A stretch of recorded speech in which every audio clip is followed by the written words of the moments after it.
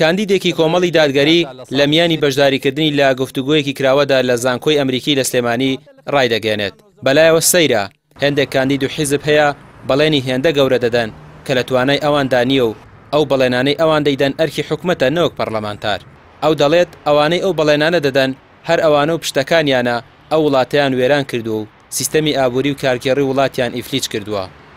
ئەوانەی کە وعدی ئەوە دەن کە فەرمانبەری زیاتر دامەزرێنن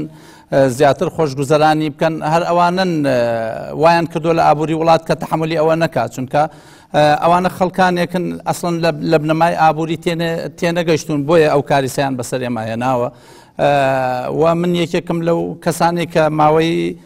16 ساڵ لە ئەنجومەنی پارێزگا بوو 9 ساڵ لە ئەنجومەنی پارێزگا بووم 7 ساڵیش لە پەرلەمان بووم لە هیچ حملەیەکما باسی دامەزاندنم نەکردووە و نایکەم چونکە ئەوە ئیشی حکوومەتە ئەسڵن ئیشی پەرلەمانتار نییە پەرلەمانتار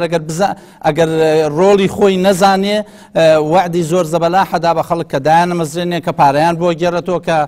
قەرزیان نەداتێ ئەوە ئیشی پەرلەمانتار نییە و من هەرگیسە بەڵێنی ئەوانم نەداوە.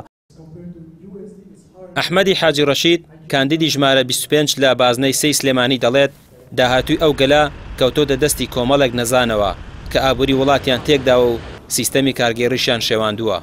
مستقبلی ئێمە چی لێ مستقبلمان کەوتۆتە دەست کۆمەڵە خەڵکی نەزان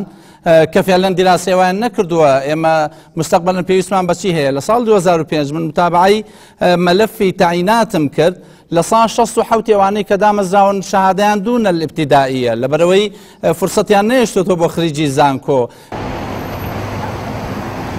سەبارەت بە بانکە بازرگانیەکان و جیاوازیان لەگەڵ بانکە بازرگانیەکانی عێراق دەڵێت ئەو بانکە بازرگانیانەی لە هەرێم هەن بەرپرسیان لە پشتەوەیە و تەنها بۆ ئاڵوگۆڕی پارە و قازانج دامەزراون. هاوشەوەی عێراق بانکی گەشەپێدان نین و قەرز بە هاوڵاتیان نادەن. بوونی ئەو بانکانە لە هەرێمی کوردستان بانکی تەنمێنین یعنی بانکی گەشەکردن نین بانکی بزنسن بەوەی کەوا کۆمەڵێک بەرپرسی سیاسی لە پشتیانەوە هەرچەند داوای لێبوردنەکەم دایمە قسەکانی من بۆنی معارزەی لێدێ ئەو بانکانەی کە لە هەرێمی کوردستان هەن زۆرێکیان بانکێکن کە بەرپرسی لە پشتەوەی کەواتە ئەسڵ لەوە تەنمێن نییە گەشەکردن نییە مجرد بۆ بانکێکیان داناوە بۆ تەبادولی عوملە کە ئەوش لە ڕێگەی مەزادی نافزەی بێعی عوملەوە ئەو شوێنەی مەزادی عوملەی لێکرێ عوملە بکردن و بیفرۆشن و قازانجێکی گەورەی لێوەرگن ئەگینا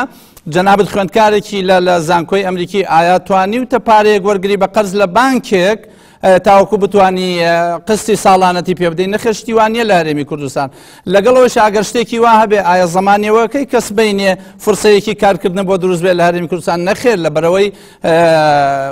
وەزیفەی عامیان وا لێ کردووە کە قەپات بووە ئێستا لە هەرێمی کوردستانە 2 ملیۆن و